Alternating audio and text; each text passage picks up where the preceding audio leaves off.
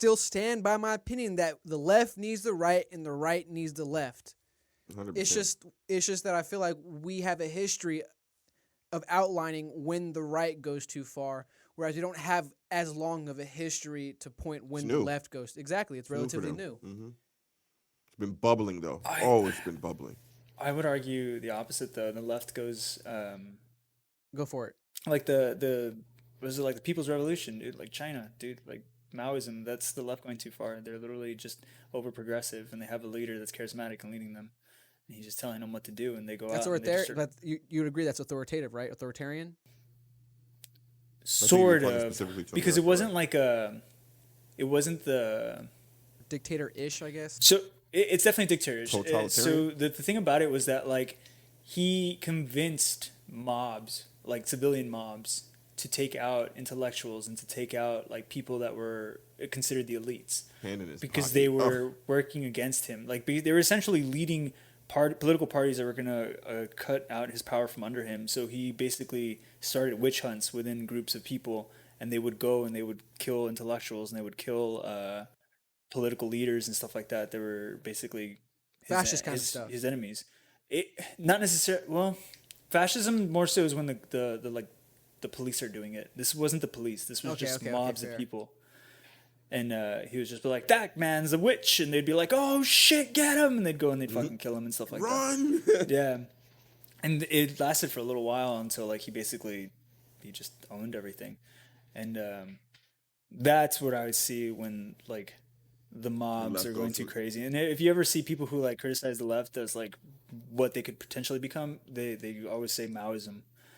Because, I mean, that could be the thing. They could start going for people that are, like, anti-gay. I mean, it's funny because I actually see a lot of like anti-Christian sentiment within strong people because they directly contrast, you know, like being gay, being trans, and like all that stuff, because the religion is really set in its ways and it's still traditional.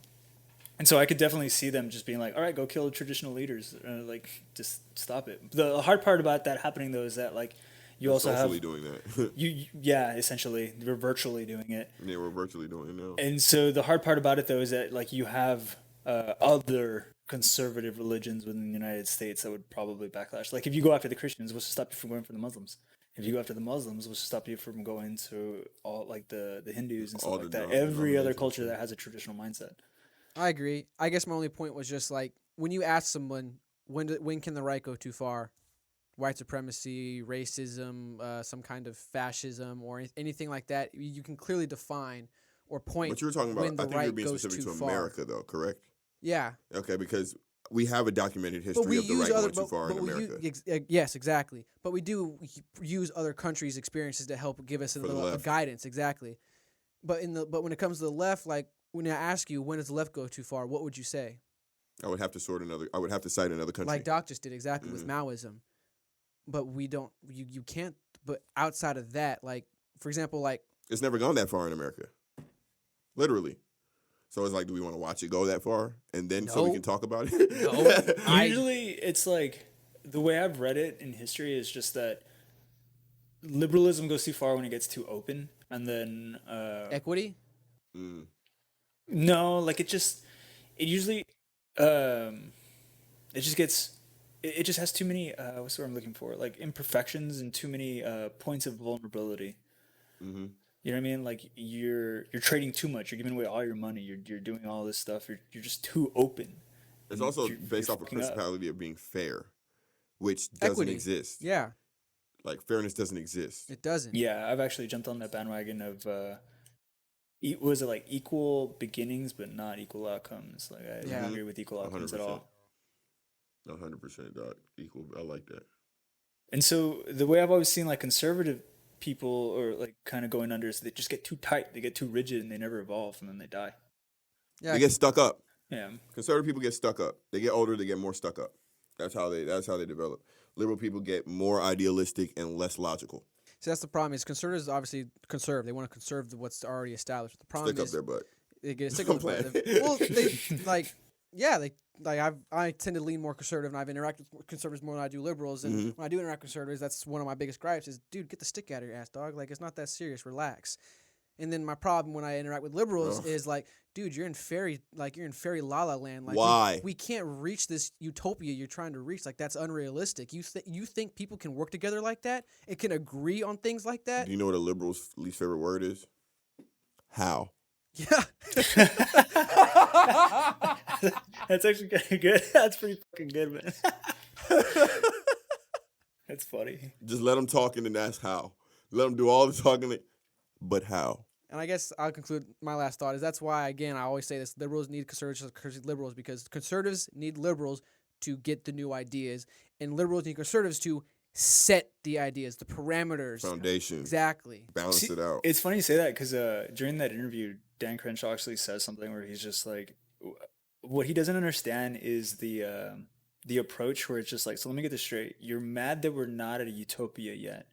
So you're going to burn everything down so that we could start again to do it, even though like we've already built onto it and we're going to get there. Maybe we're going to keep trying at least.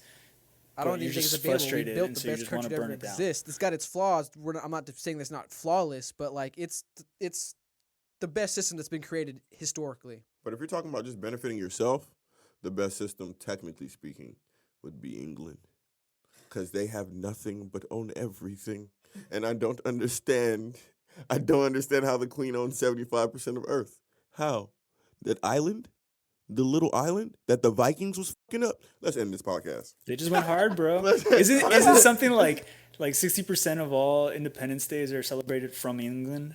Like from England? Yeah, they're like independent from them. That little island. King Alfred, Gene. Let's just end this podcast because... We're starting talking about the Vikings and all that kind of stuff, which is a good show, by the way, and y'all should check it out. Ragnar, my boy, you ain't do enough. Ube, Bjorn. You didn't do enough. All right. Supposed to kill them all. I think we're trying and we're working our way towards it, man, and we're just going to fucking keep trying to be better. Yeah. Hopefully. Start off at the best, end with the best, hopefully. But there are people who look at you trying to be better and be like, he got it. I'm going to do me. Or I don't want you to be better than me. I'm going to cut the legs from your feet. Exactly. From under you. Crabs in a goddamn bucket. Hey, thanks for watching a clip of Fake Deep Thinking. If you like what you heard, be sure to subscribe, like the clip, leave a comment, and check out our page for more content. Full episodes of Fake Deep Thinking are released every Friday on Podbean, iTunes, and Spotify. Peace.